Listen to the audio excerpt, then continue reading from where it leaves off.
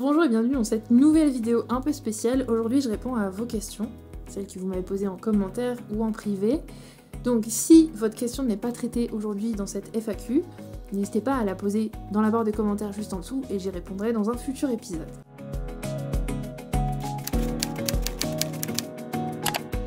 La première question que j'ai eue, c'est comment s'expatrier en Andorre. Alors, il y a plusieurs manières pour venir s'installer en principauté, soit créer une entreprise ou devenir actionnaire à plus de 20% dans une société andorrane, soit obtenir un contrat de travail, c'est la condition essentielle pour avoir une résidence, on ne peut pas demander une résidence travail et ensuite avoir un contrat de travail, c'est vraiment dans l'autre sens. Ou alors obtenir une résidence passive en tant que retraité ou autre, par exemple les personnes à projection internationale, les sportifs professionnels, etc. Et procéder à un investissement de 400 000 €, mais là la loi va bientôt changer à ce propos, donc je pourrais peut-être faire une vidéo quand tout sera mis en place.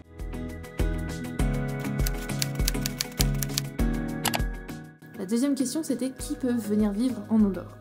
Alors, globalement, je dirais tout le monde, il n'y a pas de critères type, sauf bien sûr, il faut avoir un casier judiciaire vierge.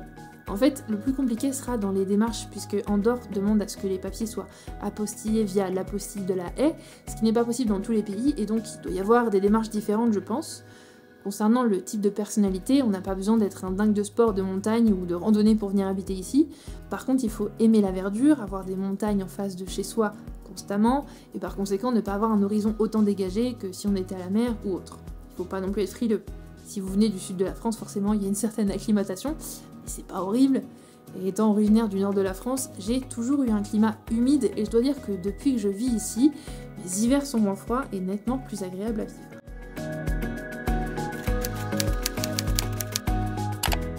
Troisième question, quels sont les avantages de vivre en Andorre? Alors, il y en a plein. 300 jours de soleil par an, une sécurité totale, élever ses enfants dans un environnement cosmopolite, avoir la nature presque à la porte de chez soi, tout en ayant le confort d'avoir une capitale toute proche et même de vivre en ville, une fiscalité basse, vivre dans un cadre magnifique, ou même simplement le fait de découvrir la culture catalane et de très bons restaurants, je dois l'avouer. Il y a beaucoup d'avantages en fait à venir vivre en Andorre.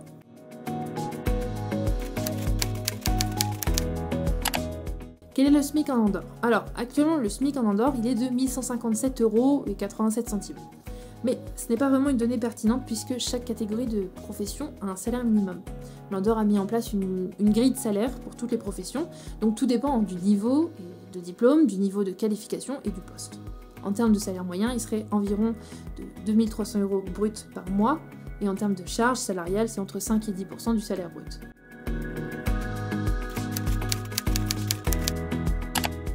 Autre question, c'est quoi le regroupement familial? Alors, une notion un peu inconnue, mais concrètement, le regroupement familial, ça permet de regrouper toute une famille auprès d'une seule demande de résidence qui est le titulaire de la résidence principale.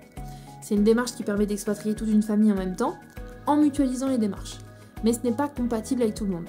Exemple, mon mari et moi travaillons tous les deux, si j'avais dû faire un regroupement familial, aussi bien lui qui se regroupe avec ma résidence ou vice versa, la personne regroupée n'aurait pas pu travailler car elle dépend de la résidence de son mari ou de sa femme.